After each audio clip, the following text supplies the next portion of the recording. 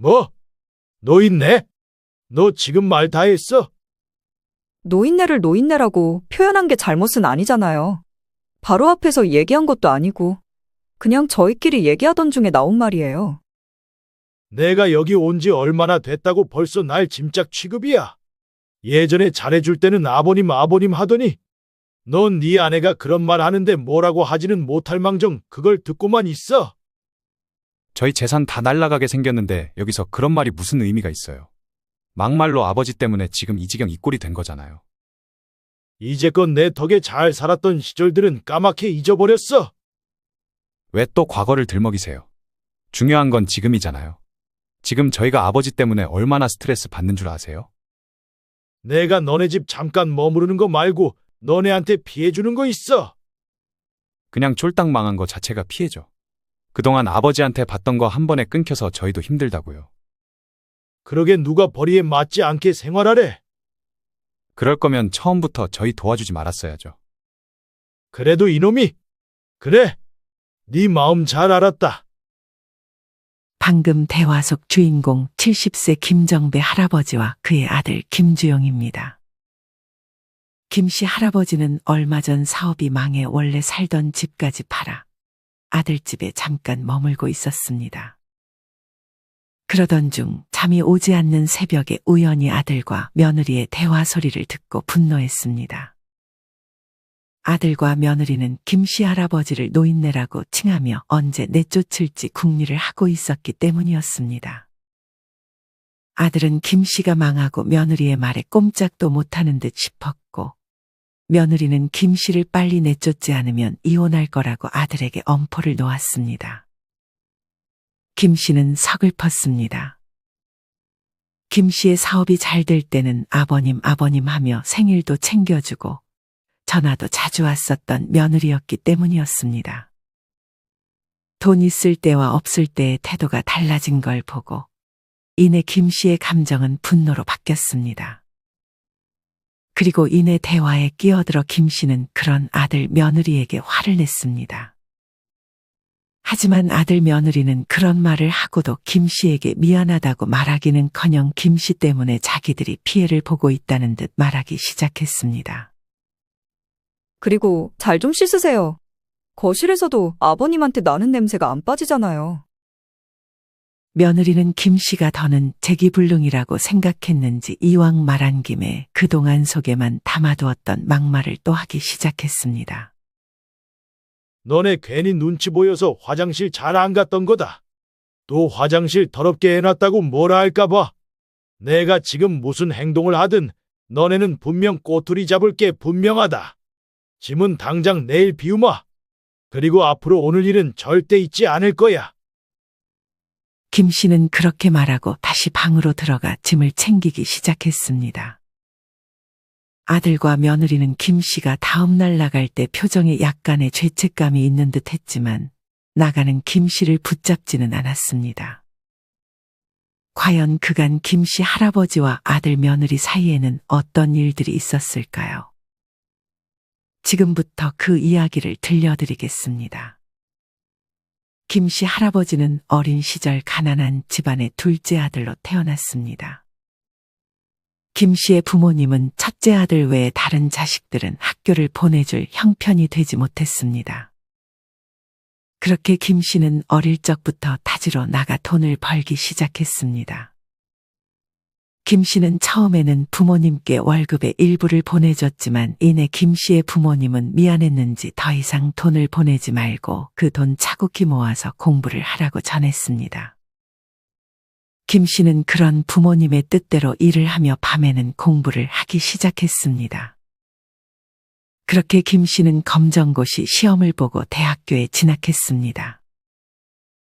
이때 다니던 일을 그만두고 야간에 아르바이트를 하기 시작했습니다. 그렇게 군대에 가기 전까지도 김씨는 일과 공부를 병행했습니다. 군제대를 하고 김씨는 이때부터 본격적으로 사업을 하기 시작했습니다. 처음에는 돈이 없으니 돈 없어도 할 수 있는 것들부터 시작했습니다. 그리고 돈이 조금 벌리면 다시 사업에 재투자를 하는 방식이었습니다. 무엇보다 빚을 지는 걸 두려워했던 김 씨는 한 번에 큰 빚이 생기면 재기가 불가능할 것이라 생각해 매우 신중하게 사업을 했습니다. 그렇게 김 씨는 초반 몇 년 동안은 거의 돈을 벌지 못했습니다. 하지만 운이 좋게도 김 씨의 사업이 정부의 정책 방향과 맞물리게 되면서 김 씨는 이때부터 사업의 성과가 나오기 시작하더니 어느덧 나름 성공한 사업가가 되어 있었습니다. 김 씨는 이맘쯤 대학교부터 만나오던 이성과 결혼을 했습니다. 김 씨에게는 이때가 정말 좋은 일만 가득했던 시절이었습니다. 김 씨는 사업을 성공한 것이 그저 운이 좋았다고 생각했습니다. 그리고 무엇보다 겸손함을 유지했습니다. 김 씨는 경쟁업체를 짓밟으려고 하지 않고 오히려 같이 잘 되기를 노력했고 주변에 있던 사람들에게도 좋은 사람이 되고자 노력했습니다. 무엇보다 김 씨는 배려심이 많았기에 주변 사람들은 그런 김 씨를 잘 따랐습니다. 그렇게 김 씨는 사업을 안정시킴과 동시에 아내와 함께 아들 주용을 낳았습니다. 아들이 어릴 때도 김 씨의 사업은 큰 위기 없이 잘 되고 있었습니다. 김 씨와 아내는 아들을 부족함 없이 잘 키웠습니다. 김 씨는 아내와 아들에게 쓰는 돈을 아끼지 않았습니다. 김 씨는 자기가 번 돈으로 아내와 아들에게 좋은 것을 먹여주고 좋은 것을 입혀주는 것 자체에서 행복을 느꼈습니다. 하지만 아내는 내심 걱정했습니다. 혹여나 김 씨의 사업이 잘 안 된다면 아들이 그 상황을 적응할 수 있을까 싶었습니다. 아내는 지혜롭게 김 씨에게 생활비를 줄이자고 말했습니다. 김 씨는 그런 아내의 생각을 듣고 아내의 말에 동의했습니다. 그렇게 김 씨의 아들 주용은 어느덧 취직도 하고 여자친구를 사귀어 약혼을 했습니다. 김 씨는 아들이 결혼할 때만큼은 남들보다 부족함이 없이 지원해주고 싶은 마음이 있었습니다. 상견례 당일 김 씨와 아내는 긴장된 상태로 약속 장소로 향했습니다. 이전에 아들에게 듣긴 했지만 예비 며느리의 집안 형편은 그리 좋은 편이 아니었습니다. 김 씨와 아내는 그런 건 전혀 걱정하지 말고 너가 좋으면 결혼하라고 아들에게 말해줬습니다. 그 말을 아들이 예비 며느리에게 전했고 예비 사돈도 알고 있었습니다. 그렇게 예비 사돈과 처음 만나 인사를 했는데 예비 사돈은 아직 걱정이 많은 눈치였습니다. 어색한 침묵 뒤에 예비 안사돈이 먼저 입을 열었습니다. 저희가 가진 게 없어서 솔직히 딸을 시집 보내는 게 걱정스럽네요. 저는 딸이 저희랑 좀 비슷한 집안의 아들이랑 만나기를 바랬거든요. 다른 것보다 그냥 딸이 기죽을까 봐서요. 그런 예비 사돈의 걱정을 미리 예상했던 김 씨는 사돈을 안심시켰습니다. 저는 그저 아들이 좋아하는 사람 만나서 평생 행복하게 살기를 바라는 마음뿐이에요. 다른 거 생각하지 마시고 그것만 생각하세요. 저희가 형편이 안 돼서 아이들 도와줄 수가 없는 점은 정말 죄송해요. 그건 걱정하지 마세요. 저희가 아이들 잘 사는데 부족하지 않게 잘 지원해 줄게요. 예비 사돈의 걱정스러운 말들에 김 씨가 좋은 반응을 보이자 예비 사돈은 그제서야 안심이 된 듯 김 씨와 아내를 참 좋은 사람이라고 생각했습니다. 그렇게 김 씨는 예비 사돈이 기분 나쁘지 않게 잘해주려고 노력했고 예비 사돈은 그런 김 씨와 아내에게 감동한 듯 싶었습니다. 이후 결혼식까지 시간이 빠르게 흘렀습니다. 김 씨의 아들과 며느리는 결혼 이후에 김 씨와 아내에게 참으로 잘해줬습니다. 불편할 법했지만 김 씨의 집에 자주 찾아와 요리를 해주고 아버지, 아버님 하며 친근하게 김 씨를 대하기도 했습니다. 이외에도 어버이날 일주일 전에는 항상 연락이 와 저녁 약속을 잡고 선물을 챙겨줬고 생일이나 김 씨와 아내의 결혼기념일도 마찬가지였습니다. 김 씨는 항상 그에 대한 보답으로 더 많은 용돈을 주거나 좋은 물건들을 하나씩 사주기도 했습니다. 김 씨는 아내와의 상의 끝에 큰맘 먹고 며느리의 낡은 차를 바꿔주기도 했습니다. 아버님, 정말 잘 타고 다닐게요. 드라이브 같이 가실래요? 김 씨는 아들 며느리에게 무언가를 해주고 행복해하는 표정을 보는 것이 기뻤습니다. 아들과 며느리는 항상 명절 연휴 첫 시작에 김 씨의 집에 찾아와 하루 이틀씩 자고 가기도 했습니다. 김 씨의 사돈은 자기 딸에게 잘해주는 김 씨를 위해 뭐 해줄 건 없나 고민하던 끝에 김치를 담가 매번 가져다 줬습니다. 사돈의 솜씨가 워낙 좋아 김 씨와 아내는 이제 김치는 무조건 사돈이 해준 김치만 먹었습니다. 하지만 불행은 예기치 않게 찾아왔습니다. 정부의 정책으로 수혜를 받던 김 씨의 사업은 이번에는 정부의 정책으로 위기가 찾아왔습니다. 김 씨는 자기가 없어도 사업이 잘 돌아가자 사업에는 별 신경을 쓰지 않고 골프를 치거나 여행을 가는 등 취미 생활을 즐기고 있었습니다. 김 씨는 회사 고위직 관리자에게 의사결정을 위임한 상태였는데 이 관리자는 경영 상태가 악화되고 있음에도 김 씨에게 알리지 않고 혼자 해결해 보겠다고 발버둥치다 결국 사업이 재기불능 상태가 되고 나서야 지금 상황을 김 씨에게 알렸습니다. 김 씨는 그때 여행에서 급하게 돌아와 수습을 해보려 했지만 사업을 일군 시간보다 망하는 시간은 정말 순식간이었습니다. 김 씨는 정든 직원들을 정리하고 해야 했고 그렇게 하고도 상황이 좋아지지 않자 결국 사업을 접었습니다. 이때 김 씨는 지금 사는 집의 가전까지 전부 팔아서 빚을 갚았고 김 씨의 수중에는 단돈 300만 원 정도만 남아 있었습니다. 아들과 며느리는 이 상황을 아직 모르고 있었고 김 씨의 아내는 남편의 표정을 보고 어느 정도 상황이 심각함을 직감하고 있었습니다. 김 씨는 남아있는 돈 300만 원을 아내에게 쥐어주며 지방에 있는 언니네 집에서 잠깐 머물러야 될 것 같다고 전했습니다. 아내는 그런 김 씨를 걱정했지만 아내가 할 수 있는 것은 그냥 김 씨의 말을 따르는 것뿐이었습니다.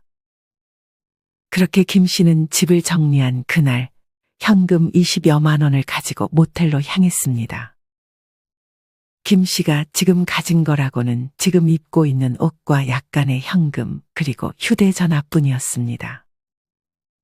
김 씨는 술 생각이 절로 났지만 이때 술을 마시면 정말 회복이 불가능할 것이라 생각해 허기를 채울 간단한 음식만 사서 모텔 안으로 들어갔습니다.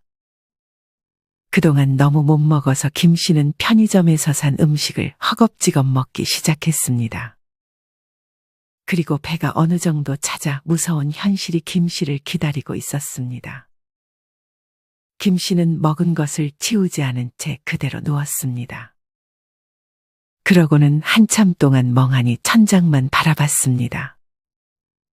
김 씨는 뭐라도 해야겠다 싶어 일을 하며 알았던 지인들에게 연락을 돌리기 시작했습니다.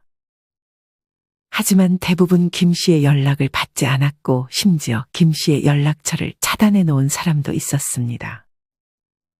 김 씨의 연락처를 차단한 사람 중에는 김 씨가 항상 도와줬던 사람들도 있었기에 김 씨는 한 번 더 상처를 받아야 했습니다. 김 씨의 소식을 듣고 문자를 보내줬던 사람들은 그렇게 걱정만 하고 막상 김 씨가 연락했을 때는 혹시나 자기에게 도움을 청할까봐 김 씨의 연락을 피했습니다. 김 씨는 핸드폰을 내려놓고 잠을 청했습니다. 그동안 잠을 잘 청하지 못했는지 김 씨는 깊은 잠에 빠졌습니다.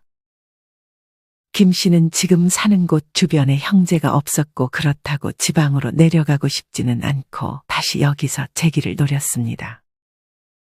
김 씨는 망설이다 이내 아들에게 연락했습니다. 아들은 엄마에게 김 씨의 소식을 들었는지 무거운 말투로 전화를 받았습니다. 아빠 소식 들었니? 네, 들었어요. 아들은 김 씨에게 괜찮냐고 지금 어디시냐고 하는 걱정에 말을 하지 않았습니다. 대신 김 씨가 무슨 말을 할지 경계하는 듯 했습니다. 김 씨는 방법이 없다고 생각해 그냥 아들에게 솔직하게 부탁했습니다. 아빠가 지금 상황이 안 좋아서 그런데 보름 정도만 너희 집에 좀 머물러도 괜찮겠니? 아들은 그런 김 씨의 말에 한동안 말이 없더니 아내에게 물어보고 연락드리겠다는 말을 꺼냈습니다. 얼마 안가 아들에게서 전화가 왔고 김 씨를 집에 들이기는 힘들 것 같다는 대답이 돌아왔습니다. 김 씨는 그런 아들의 말을 최대한 이해하려고 노력했습니다. 아들과 며느리를 포함해서 이미 김 씨 주변 지인들은 김 씨가 망했다는 것을 다 알고 있는 듯 싶었습니다. 김 씨는 이제는 자존심이고 뭐고 다 내려놔야 했습니다. 김 씨는 모텔에서 며칠 더 머물다가 더 이상은 돈이 없어 결국 노숙자 신세를 피할 수 없었습니다. 김 씨는 지하철로 향했습니다. 근처에 자신과 비슷한 처지로 보이는 사람 쪽으로 다가가 앉아 있었는데 그 사람은 김 씨를 경계하더니 이내 이쪽은 자기 구역이니 딴 데로 가라고 말했습니다. 김 씨는 대꾸할 힘도 없어 조금 떨어진 곳으로 향했습니다.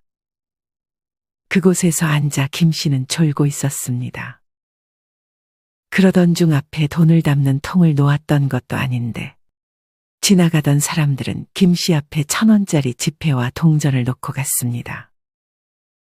정신을 차려보니 김 씨 앞에 돈이 놓여 있었고 김 씨는 그냥 갈까 하다 배가 고파 돈을 챙겨 편의점으로 향했습니다. 그리고 음식을 사들고 다시 원래의 자리로 돌아갔는데 그곳에 이전부터 있던 노숙자들이 돌아왔는지 몇 명이 무리를 지어 앉아 있었습니다. 김 씨는 조용히 그 옆에 앉아 밥을 먹으려 했지만 그 노숙자들은 서로 눈짓을 주고받더니 이내 김 씨에게로 다가와 김 씨를 폭행하고 들고 있던 음식들을 뺏어갔습니다. 김 씨는 그동안의 울분을 폭발시키듯 막기만 하지 않고 같이 싸웠습니다. 김 씨에게 맞은 노숙자는 화가 났는지 김 씨를 심하게 때리기 시작했고 주변 지나가던 행인의 신고로 인해 김 씨는 응급실로 실려갔습니다. 김 씨의 소식을 듣고 지방에 있던 김 씨의 아내가 다시 올라왔고 아들도 연락을 받았는지 아내가 도착하기 전에 아들이 응급실에 와 있었습니다. 김 씨의 모습을 보고 아들은 조금 창피해하는 듯 싶었고 아내는 그저 김 씨를 걱정했습니다. 김 씨가 깨자 아내는 그냥 자기랑 지방에 내려가서 다시 시작하자고 말했지만 김 씨는 아직 미련이 너무 크게 남아 못 내려가겠다고 말했습니다. 아내는 아들에게 100만 원을 쥐어주며 김 씨가 아들 집에 며칠만 머무를 수 있도록 사정했고 김 씨의 아들은 마지못해 김 씨를 집으로 들였습니다. 김 씨는 그렇게 퇴원을 하고 아들 집으로 향했습니다. 며느리는 이날 나갔는지 집에 없었습니다. 집사람은 오늘 친구 집에서 자고 온대요. 방은 저 방 쓰시면 되고 샤워 먼저 하세요. 며느리는 김 씨가 오는 게 불편했는지 아들과 싸웠는지 김 씨가 온 그날 외박을 했습니다.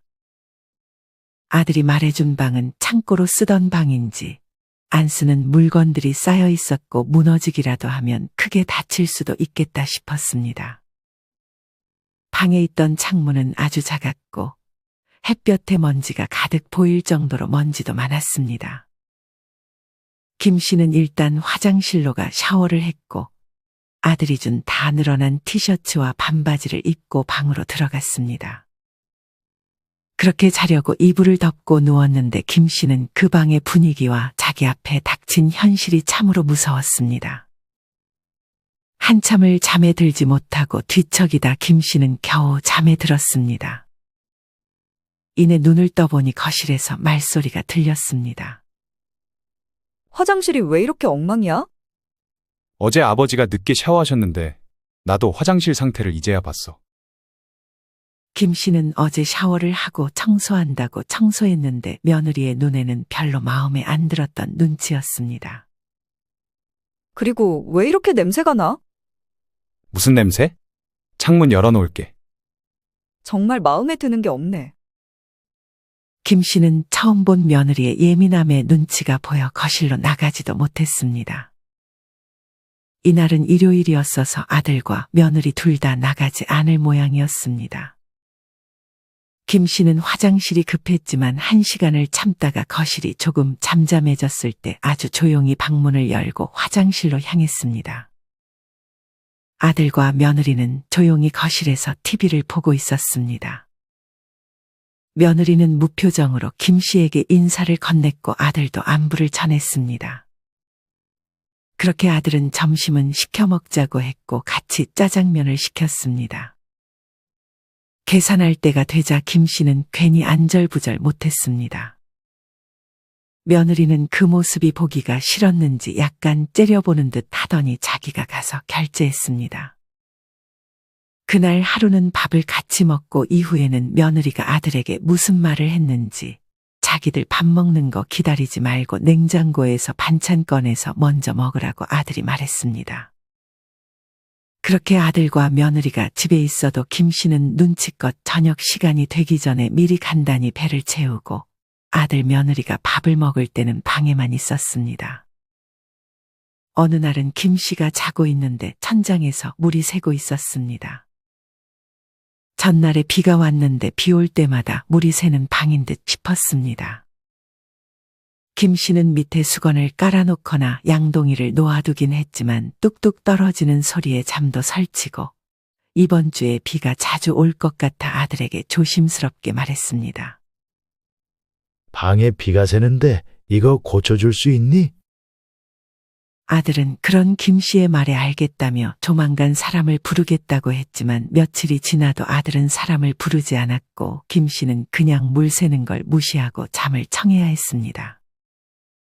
김 씨가 아들의 집에 머무른 지 일주일쯤 되던 때에 사돈이 아들의 집에 들어왔습니다.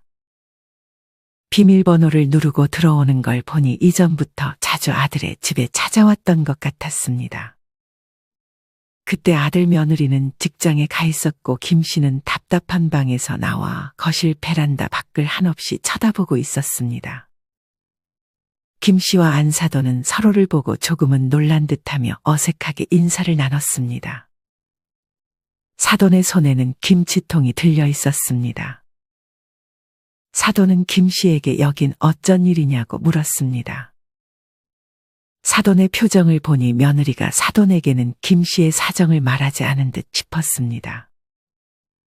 김 씨는 사돈이 타주는 차를 한 잔 마시며 그간 있었던 일들을 솔직히 말해주기 시작했습니다.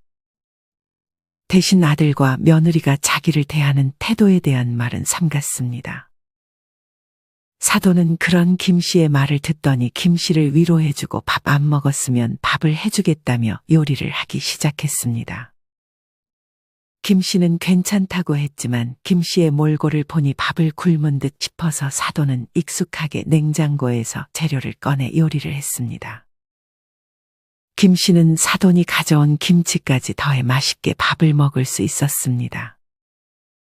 간만에 사돈의 김치를 먹으니 김 씨는 왠지 힘이 나는 듯 했습니다. 여전히 사돈이 해주신 김치는 맛있네요. 그렇게 밥을 먹고 있을 때 며느리가 퇴근하고 집으로 들어왔습니다. 며느리는 자기 엄마와 김 씨가 웃으며 대화를 나누는 모습이 마음에 안 들었는지 이내 설거지를 하려는 엄마 곁으로 가 김 씨에 대한 얘기를 하는 듯 싶었습니다. 김 씨는 며느리가 오자 불편했는지 조용히 방으로 들어가 있었는데 먼지가 많아 환기를 시키려 문은 살짝 열어놨습니다. 며느리의 말은 김 씨에게 꽤나 잘 들렸습니다. 완전히 다 들린 것은 아니었지만 사돈에게 김 씨에게 잘해줄 필요가 없다는 말을 하는 듯 싶었습니다. 사돈은 그런 며느리에게 네가 그러면 되냐고 그 전에 받았던 거 잊지 말라고 말하며 김 씨의 편을 들어줬습니다. 며느리는 그런 사돈의 말에 그냥 알겠다고 말만 했습니다. 그렇게 점점 김 씨가 아들 집에 머무는 시간이 길어졌고 벌써 2주 정도가 되어가고 있었습니다. 김 씨는 자기도 애초에 보름 정도만 머무를 생각을 하고 있어서 아들의 집에서 나갈 준비를 하고 있었습니다. 김 씨가 나가기 바로 전날 김 씨는 걱정에 앞서 이날도 잠을 청하지 못하고 있었습니다. 김 씨는 답답한 마음에 조용히 거실 베란다로 향하려 했습니다. 아들 며느리의 방을 지나는데 새벽인데도 아들과 며느리는 자지 않고 있는 듯 했습니다. 어느덧 김 씨는 거실 베란다로 향하던 발걸음을 아들 며느리의 방으로 돌렸습니다. 저 노인네 언제 내칠 거야? 빚이 조금이라도 당신한테 생기기만 해봐. 바로 이혼이야. 좀만 시간을 줘. 내가 잘 타일러 볼게. 그리고 분명 빚은 없다고 하셨어. 잘 씻지도 않고 정말 거실에까지 냄새나 죽겠다고. 아마 화장실 쓰는 것도 눈치 보여서 그러시는 거일 거야. 지금 당신 아빠라고 편드는 거야? 그게 아니라 지금은 당장 어디 가실 데도 없을 거고. 이 집도 우릴 위해 해주신 거잖아. 그게 언제적 얘긴데? 아무튼 내일은 확실하게 얘기해. 조만간 나가시도록 잘 말해볼 테니까 걱정하지 마. 김 씨는 그런 아들과 며느리의 말을 가만히 듣고만 있다가 생각해보니 이 집도 김 씨가 해준 집이었고 여기 있는 가전 대부분 김 씨가 해준 것이었습니다. 그런데 그런 것들에 고마워하기는커녕 자신을 노인네라고 칭하고 언제 내칠 거냐는 막말을 하니 김 씨는 순간 분노가 치밀어 올랐습니다. 김 씨는 참지 못하고 아들 며느리의 방문을 확 열고 말하기 시작했습니다. 뭐? 노인네? 너 지금 말 다 했어? 며느리는 그런 김 씨의 말을 듣고 자기가 한 말이 생각난 듯 아차 싶다가도 이내 당당하게 말을 꺼냈습니다. 노인네를 노인네라고 표현한 게 잘못은 아니잖아요.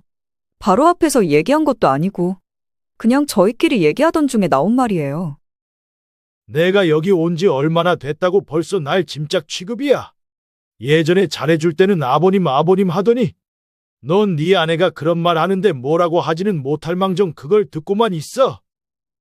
저희 재산 다 날라가게 생겼는데 여기서 그런 말이 무슨 의미가 있어요. 막말로 아버지 때문에 지금 이 지경 이 꼴이 된 거잖아요. 아들은 이 와중에 며느리와의 이혼이 무서워 며느리의 편을 들어주고 있었습니다. 이제껏 내 덕에 잘 살았던 시절들은 까맣게 잊어버렸어. 왜 또 과거를 들먹이세요? 중요한 건 지금이잖아요. 지금 저희가 아버지 때문에 얼마나 스트레스 받는 줄 아세요? 내가 너네 집 잠깐 머무르는 거 말고 너네한테 피해준 거 있어. 그냥 쫄딱 망한 거 자체가 피해죠. 그동안 아버지한테 받던 거 한 번에 끊겨서 저희도 힘들다고요. 그러게 누가 벌이에 맞지 않게 생활하래. 그럴 거면 처음부터 저희 도와주지 말았어야죠. 그래도 이놈이 그리고 잘 좀 씻으세요. 거실에서 아버님한테 나는 냄새가 안 빠지잖아요. 너네 눈치 보느라 내가 사준 집 화장실도 제대로 못 써서 그렇다. 씻으면 화장실 썼다고 눈치 주고 안 씻으면 냄새 난다고. 그런 거 일일이 말씀드려야 해요? 눈치껏 행동하시면 되잖아요. 그리고 집 사준 지가 언제이신데 아직도 집 사준 얘기를 하고 계세요? 김 씨는 더 이상의 대화는 의미 없다는 듯 대화를 마무리했습니다. 그래, 너희 마음 잘 알았다. 김 씨는 곧장 방으로 들어가 짐을 챙기고 다음날 나갈 준비를 했습니다. 김 씨는 조용히 나가려고 했지만 아들은 거실에 김 씨를 마중 나와 있었습니다. 아들이 10만 원을 김 씨에게 건네주려 했지만 김 씨는 그 돈을 받지 않고 그냥 밖으로 빠져나왔습니다. 그렇게 짐을 챙겨 아들 집을 빠져나온 김 씨는 막막했습니다. 김 씨에게는 단돈 10,000원도 없었습니다. 이날은 매우 무더웠습니다. 김 씨는 편의점에서 캔커피를 사서 그늘이 있는 공원 벤치에 앉아 있었습니다. 김 씨는 안 좋은 생각이 잠깐 들기도 했습니다. 하지만 그때 김 씨의 휴대전화가 울렸습니다. 예전에 김 씨에게 도움을 받은 지인이었는데 그 당시 김 씨의 도움으로 어려움을 딛고 지금의 사업을 일으킨 성공한 사업가였습니다. 김 씨의 지인은 김 씨에게 전화해 소식 들었다며 안타까움을 먼저 표했습니다. 그리고 이내 자기가 김 씨를 도와주겠다며 김 씨에게 지금 어떤 상황인지 말해달라 했습니다. 김 씨는 아직 미련이 있어 망한 사업을 폐업 처리하지는 못하고 있다고 솔직히 말했고 빚은 없지만 수중에 단돈 10,000원도 없다고 솔직하게 말했습니다. 김 씨의 지인은 김 씨의 사업을 일으킬 좋은 아이디어가 있다며 자기가 투자를 해주겠다는 말까지 건넸습니다. 실제로 김 씨의 지인은 기가 막힌 묘책을 가지고 있었습니다. 형님, 그동안 고생 많으셨습니다. 앞으로 저만 믿으세요. 김 씨는 그런 지인의 말에 눈물이 터져 나올 것만 같았습니다. 통화가 끝나고 먼저 김 씨의 지인은 김 씨가 머무를 집을 하나 구해주고 생활비까지 지원해줬습니다.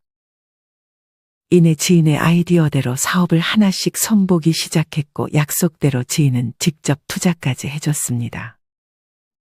그렇게 시간이 흘러 김 씨의 사업은 조금씩 살아나기 시작했습니다. 하지만 사업을 이끌기에 김 씨는 이제 나이도 많고 힘에 부쳤습니다.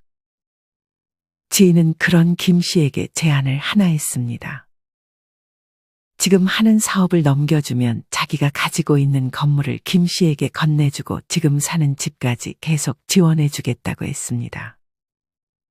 김 씨는 아직 마음만은 청춘이었고 늦은 나이에도 뭐든 할 수 있다고 믿었지만 이제 일보다는 아내와 함께 자기가 하고 싶었던 취미 생활들을 즐기면서 평온하게 살고 싶은 마음이 컸습니다.